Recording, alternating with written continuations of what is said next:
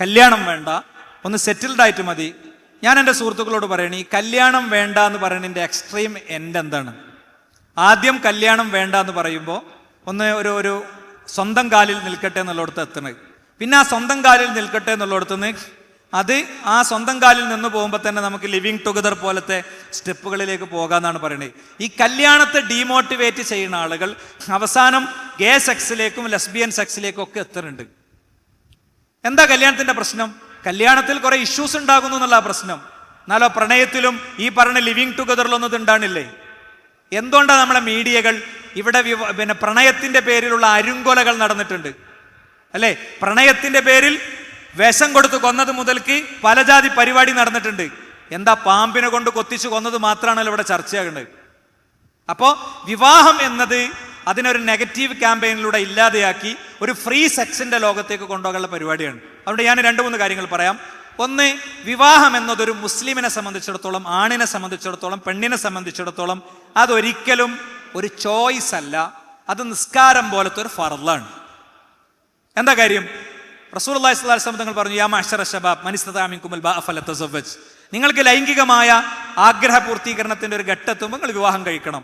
ഫൈനഹു അഗദ്ദു ലിൽ ബസർ, അത് നിങ്ങളെ കണ്ണിനെ നിയന്ത്രിക്കും. വഅഹ്സനു ലിൽ ഫർജ്, അതാണ് നിങ്ങളുടെ ലൈംഗികതക്കും നല്ലത്. 2, ഫഖദ് ഇസ്തക്മല നിസ്ഫ ദീനിഹി, വിവാഹം കഴിക്കുന്നതോടുകൂടെ അവൻ അവന്റെ ജീവിതത്തിന്റെ ദീനിന്റെ പകുതി പൂർത്തിയാക്കിയിരിക്കുന്നു. മാത്രമല്ല ഇതൊരു ശരിയായ തവക്കുലാണ്. നമ്മൾ എന്നും ഇങ്ങനെ തന്നെ ഉണ്ടാവില്ല. നമ്മളെ വാപ്പ, അമ്മ, ഇക്കാക്ക, ജ്യേഷ്ഠൻ, ഇങ്ങനെ കുറെ സെക്യൂരിറ്റികൾക്ക് മധ്യത്തിൽ ജീവിക്കുമ്പോൾ നമ്മൾ സേഫായിരിക്കും. ഉമ്മല്ല, വാപ്പല്ല, ആരുമില്ല. നമ്മളൊരു ബെഡ്റൂമിലേക്ക് ചുരുങ്ങും.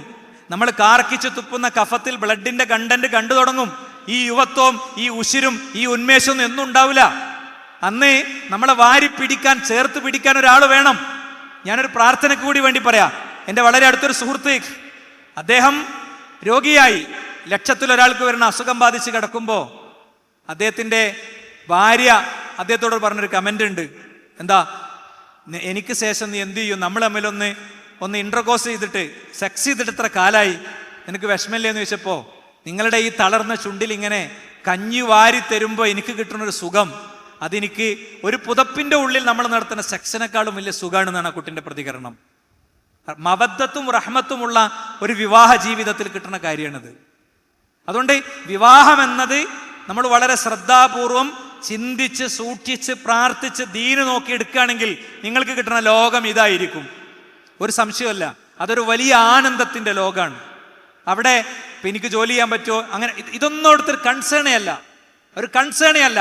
മവദ്ദത്ത് റഹ്മത്ത് എന്ന് പറഞ്ഞ 2 സാധനം ഉണ്ട്, അതിലേക്ക് എത്തിയാൽ മതി. അതിന് ആരോഗ്യം വേണ്ട, അതിന് ഭംഗി വേണ്ട, അതിനൊന്നും ആവശ്യമല്ല. ഈ മവദ്ദത്തും റഹ്മത്തും ശ്വാസവായു പോലെ പടച്ചോൻ തരുന്നതാ, ഓക്സിജൻ പോലെ പടച്ചോൻ തരുന്നതാ. ഒരു 5 സ്റ്റാർ ഹോട്ടലിൽ മിന്നിത്തിളങ്ങുന്ന എന്താ പറയാ ബൾബ്, 0 ബൾബുകൾക്ക് മധ്യത്തിൽ ഇങ്ങനെ ആദ്യ രാത്രി ആഘോഷിക്കുന്ന ഒരാളെക്കാളും ചെത്തിത്തേക്കാത്ത കീറിയ പുൽപ്പായയിലുള്ള ഒരു എന്താ പറയുക ഒരു ടാർപോളിൻ ഷീറ്റ് വലിച്ചു കെട്ടിയ ഒരു റൂമിൽ ഒരാൾക്ക് കിട്ടും. ഇവിടെ എൻ്റെ ഒരു സഹോദരിയെ ഞാൻ ഓർക്കണം. അവർക്കിങ്ങനെ കല്യാണം ആലോചിക്കുമ്പോഴൊക്കെ അവരെ ഉപ്പ ഒരു ഇലക്ട്രിക്കൽ ഫീൽഡ്, ഇലക്ട്രോണിക്സ് പഠിച്ച ആളാണ്, എഞ്ചിനീയറിംഗിൽ. അപ്പം അതേ കാറ്റഗറിയിലുള്ളത് വേണമെന്നിട്ട് കുറെ കല്യാണം മുടങ്ങിയപ്പോൾ അവരെൻ്റെ അടുത്തും വൈഫിൻ്റെ അടുത്തും വന്നിട്ട് പറഞ്ഞു, എനിക്കൊരു മീൻ കച്ചവടക്കാരനെ കിട്ടിയാൽ മതി, ദീനുള്ള ആളാകണം. കാരണം ആ പോയിന്റ് കൃത്യമായിട്ട് മനസ്സിലായിട്ടുണ്ട്. അതുകൊണ്ട് വിവാഹം ഇങ്ങനെ വൈകിപ്പിക്കുമ്പോഴുള്ള പ്രശ്നം എന്താ അറിയോ? ദീനീ ബോധമുള്ളവരൊക്കെ നേരത്തെ കല്യാണം കഴിച്ചു പോകും. കല്യാണം പഠനത്തിനോ കാര്യങ്ങൾക്കൊന്നും തടസ്സമല്ല. നമ്മൾ വളരെ ബോൾഡായിട്ട് ഇത്തരം കാര്യങ്ങളിലുള്ള തീരുമാനങ്ങൾ എടുത്ത് അത് നിങ്ങൾ പുതിയ കാലത്ത് നിങ്ങൾക്ക് ആ വീട്ടിലെ പെൺകുട്ടികളോട് ഞാൻ പറയണേ, അവിടുത്തെ ഉമ്മാനോട് സംസാരിക്കണമെങ്കിൽ ഉമ്മാനോട് സംസാരിച്ചോ, ആരോടും നിങ്ങൾക്ക് സംസാരിക്കാം. ജീവിതം ചില ചോദ്യങ്ങളൊക്കെ തരികയാണ്. എന്താ, ആ വീട്ടിലെ ഉമ്മ ക്യാൻസർ രോഗിയായി, വേറെന്തോ പ്രശ്നം ഉണ്ടായി, പഠനം മുടങ്ങി, അത് വേറൊരു വിഷയമാണ്. ഡിസ്കണ്ടിന്യൂ ചെയ്ത് ഇത് തുടരാനൊക്കെ ഉള്ള സംവിധാനങ്ങളൊക്കെ നമ്മളെ സംബന്ധിച്ചിടത്തോളം ഉണ്ട്. അതുകൊണ്ട് വിവാഹം വേണ്ടാന്ന് തീരുമാനിക്കുന്നത് മതവിരുദ്ധമായ തീരുമാനമാണ്. നമ്മളെ സംബന്ധിച്ചിടത്തോളം നമുക്ക് ഒരു പുരുഷനോട് താല്പര്യമല്ല, അല്ലെങ്കിൽ ഒരു സ്ത്രീയോട് താല്പര്യമില്ല, അങ്ങനത്തെ ഒരു രോഗം നമുക്കുണ്ട്, ഓക്കെ, അവിടെ ആരെയും നിർബന്ധിക്കേണ്ടതില്ല. വിവാഹത്തിലേക്ക് കടന്നു, അയാൾ ഡ്രഗ് അഡിക്റ്റ് ആണ്, അല്ലെങ്കിൽ വേറെന്തോ പ്രശ്നങ്ങളുണ്ട്, കാത്തു നിൽക്കേണ്ടതില്ല.